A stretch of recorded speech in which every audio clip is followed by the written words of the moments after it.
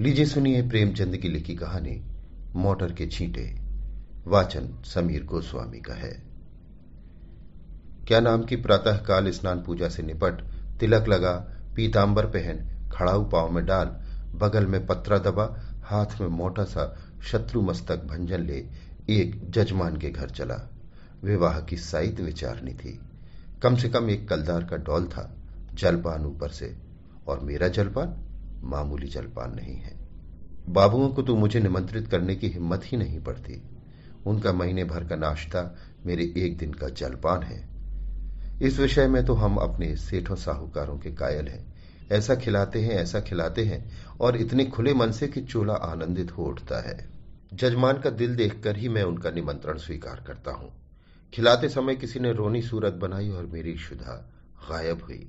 रोकर किसी ने खिलाया तो क्या, ऐसा भोजन कम से कम मुझे नहीं पचता।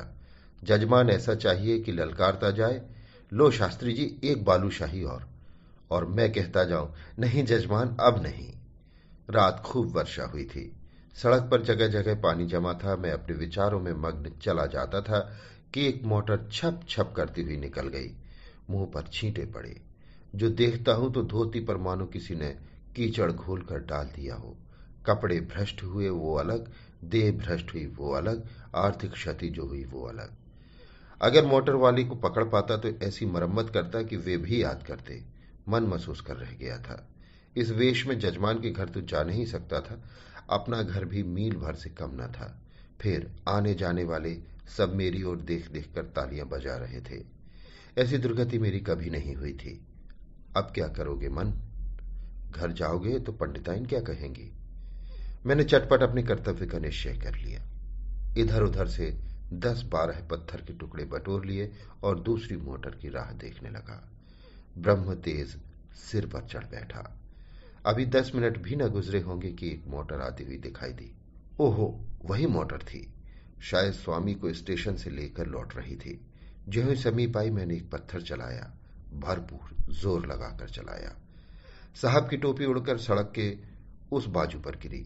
मोटर की चाल धीमी हुई। मैंने दूसरा फेर किया।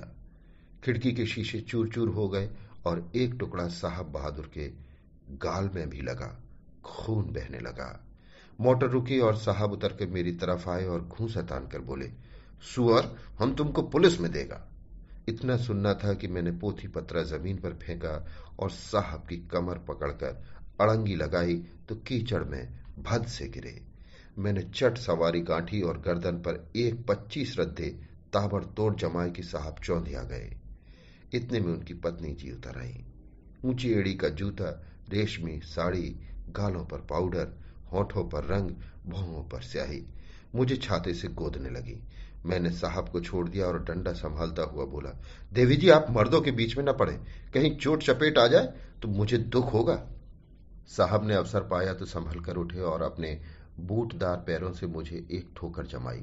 मेरे घुटने में बड़ी चोट लगी। मैंने बौखलाकर डंडा उठा लिया और साहब के पांव में जमा दिया। वो कटे पेड़ की तरह गिरे। मेम साहब छतरी तान कर दौड़ी। मैंने धीरे से उनकी छतरी छीनकर फेंक दी। ड्राइवर अभी तक बैठा था। अब वो भी उतरा और छड़ी लेकर मुझ पर पिल पड़ा। मैंने एक डंडा उसके भी जमाया। लौट गया। 50 आदमी तमाशा देखने जमा हो गए। साहब भूमि पर पड़े पड़े बोले, रास्कल, हम तुमको पुलिस में देगा। मैंने फिर डंडा संभाला और चाहता था कि खोपड़ी पर जमाऊं कि साहब ने हाथ जोड़कर कहा, नहीं नहीं बाबा, हम पुलिस में नहीं जाएगा, माफी दो। मैंने कहा, हाँ पुलिस का नाम न लेना, नहीं तो यहीं खोपड़ी रंग दूंगा। बहुत होगा, 6 महीने की सजा हो जाएगी, मगर तुम्हारी आदत छुड़ा दूंगा। मोटर चलाते हो तो छींटे उड़ाते हो, मारे घमंड के अंधे हो जाते हो। सामने या बगल में कौन जा रहा है इसका कुछ ध्यान ही नहीं रखते। एक दर्शक ने आलोचना की, अरे महाराज, मोटर वाले जानबूझकर छींटे उड़ाते हैं और जब आदमी लथपथ हो जाता है तो सब उसका तमाशा देखते हैं और खूब हंसते हैं। आपने बड़ा अच्छा किया कि एक को ठीक कर दिया। मैंने साहब को ललकार कर कहा, सुनता है कुछ? जनता क्या कहती है? साहब ने उस आदमी की ओर लाल लाल आंखों से देखकर कहा, तुम झूठ बोलता है, बिल्कुल झूठ बोलता है। मैंने डांटा, अभी तुम्हारी हेकड़ी कम नहीं हुई, आऊं फिर और दूं एक सोटा कसके? साहब ने घिघियाकर कहा, अरे नहीं बाबा, सच बोलता है, सच बोलता है। अब तो खुश हुआ? दूसरा दर्शक बोला, अभी जो चाहे कह दे, लेकिन ज्यों ही गाड़ी पर बैठे फिर वही हरकत शुरू कर देंगे। गाड़ी पर बैठते ही सब अपने को नवाब का नाती समझने लगते हैं। दूसरे महाशय बोले, इससे कहिए थूक कर चाटे। तीसरे सज्जन ने कहा, नहीं, कान पकड़कर उठाइए बिठाइए। चौथा बोला, और ड्राइवर को भी, ये सब बदमाश होते हैं। मालदार आदमी घमंड करे तो एक बात है, तुम किस बात पर अकड़ते हो? चक्कर हाथ में लिया और आंखों पर पर्दा पड़ा। मैंने ये प्रस्ताव स्वीकार किया। ड्राइवर और मालिक दोनों ही को कान पकड़कर उठाना बैठाना चाहिए और मेम साहब गिने। सुनो मेम साहब, तुमको गिनना होगा, पूरी 100 बैठ के, एक भी कम नहीं, ज्यादा जितनी चाहे हो जाए। 2 आदमियों ने साहब का हाथ पकड़कर उठाया, 2 ने ड्राइवर महोदय को। ड्राइवर बेचारे की टांग में चोट थी, फिर भी वो बैठ के लगाने लगा। साहब की अकड़ भी काफी थी। आप लेट गए और ऊल जुलूल बकने लगे। मैं उस समय रुद्र बना हुआ था। दिल में ठान लिया था कि इससे बिना 100 बैठ के लगवाए न छोड़ूंगा। 4 आदमियों को हुक्म दिया कि गाड़ी को ढकेलकर सड़क के नीचे गिरा दो। हुक्म की देर थी, 4 की जगह 50 आदमी लिपट गए और गाड़ी को ढकेलने लगे।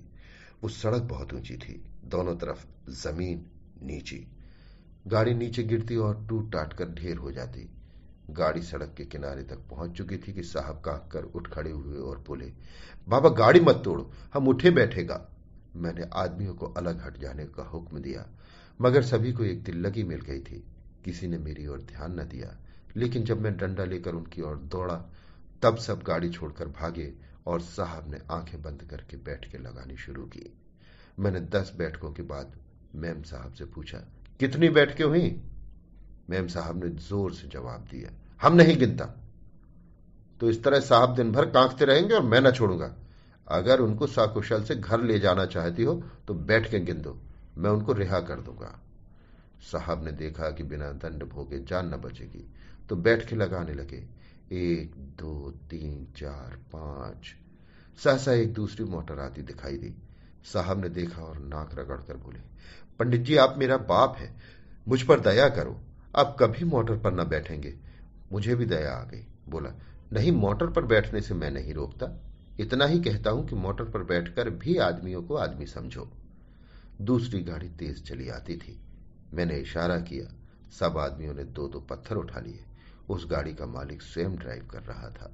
गाड़ी धीमी करके धीरे से सरक जाना चाहता था कि मैंने बढ़कर उसके 2 कान पकड़े और खूब जोर से हिलाकर दोनों गालों पर एक एक पड़ाका देकर कहा, गाड़ी से छींटे ना उड़ाया करो, समझे?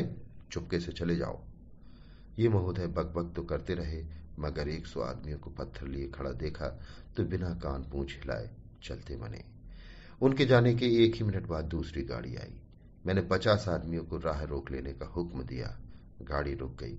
मैंने उन्हें भी 4 पड़ाके देकर विदा किया, मगर ये बेचारे भले आदमी थे, मजे से चाटे खाकर चलते बने। सहसा एक आदमी ने कहा, पुलिस आ रही है, और सब के सब दूर हो गए।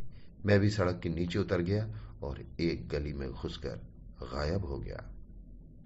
अभी आप सुन रहे थे प्रेमचंद की लिखी कहानी मोटर के छींटे। वाचन समीर गोस्वामी का था।